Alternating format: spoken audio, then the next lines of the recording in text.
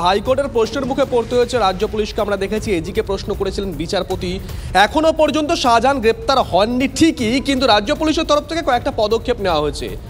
কোন পদক্ষেপ নেওয়া হয়েছে আমরা দেখিয়েছিলাম, সৌরভ দত্ত সকালে দেখিয়েছিল। শাহজাহানের বাড়িতে সিসিটিভি বসানো হয়েছিল, আর এবার পুলিশের তরফ থেকে দুটো নতুন ধারা যোগ করা হয়েছে, 307 এবং 325। কোন 307 ধারা, যে 307 ধারা কেন যোগ করা হয়নি প্রশ্ন তোলা হয়েছিল সোমবার আদালতের তরফ থেকে। সেই 307 ধারা যোগ করা হয়েছে এবং 325 নয়, মাফ করবেন, 326 ধারা যোগ করা হয়েছে। এই দুটো ধারা কি, কেন যোগ করা হলো, কোন যুক্তিতে? অরিত্র আমাদের সঙ্গে রয়েছেন, আমাদের সহকর্মী। যাবো অরিত্রর কাছে। অরিত্র, দেখো শুভজিৎ, আদালতের তরফ থেকে শাহজাহানের উপর যে নিঃসন্দেহে একটা চাপ বাড়লো, বা রাজ্য পুলিশের তরফ থেকে যে চাপ বাড়লো শাহজাহানের উপরে, তা আর বলার অপেক্ষা রাখে না। কিন্তু এই চাপ বাড়াতে বা এই দুটো ধারা যোগ করতে কেন এতটা সময় লেগে গেল সেটা জানতে গেলে একটু পিছনে যেতে হবে। তার কারণ আদালতে ইডি স্পষ্টত জানায়, এবং ইডির যে প্রেস বিজ্ঞপ্তি অর্থাৎ প্রেস রিলিজ দিয়ে ইডি জানায় যে ভয়ঙ্কর হামলা হয়েছিল তাদের উপরে, সেই হামলার পরিপ্রেক্ষিতে পুলিশের তরফ থেকে যে সমস্ত ধারা দেওয়া হয়েছে সেগুলো অত্যন্ত লঘু ধারা দেওয়া হয়েছে। অর্থাৎ যে হামলা ঘটেছে সেই হামলার পরিপ্রেক্ষিতে যে ধারা দেওয়ার প্রয়োজন ছিল সেই ধারা কিন্তু দেওয়া হয়নি। এরপরেই আদালত কিন্তু বিষয়টিতে হস্তক্ষেপ করে, এবং তারপরে যেটা জানা গেল, অর্থাৎ আজকে যেটা বিচারক জানালেন, রাজ্যের পুলিশের তরফ থেকে যেটা জানানো হলো যে 307 অর্থাৎ অ্যাটেম্পট টু মার্ডার ভারতীয় দণ্ডবিধি এবং 326 ধারালো কোনো অস্ত্র নিয়ে স্বেচ্ছায় হামলা, দুটো ধারা কিন্তু যোগ করা হচ্ছে শাহজাহানের যে মামলা সেই মামলাতে। অর্থাৎ নিঃসন্দেহে একদিকে যেমন শাহজাহানকে পুলিশ খুঁজে পাচ্ছে, ঠিক আছে, ধারা যোগ করা হয়েছে, কিন্তু এই ধারা আগে কেন যোগ করা হয়নি? আদালত প্রশ্ন করার পরে কেন এই ধারা যোগ করা হলো, এই প্রশ্ন উঠছে। সংঘাতক অরিত্র, বেশ কয়েকটা পলিটিক্যাল রিয়াকশন আমরা পেয়েছি, কে কি বলেছেন পরপর শোনাবো।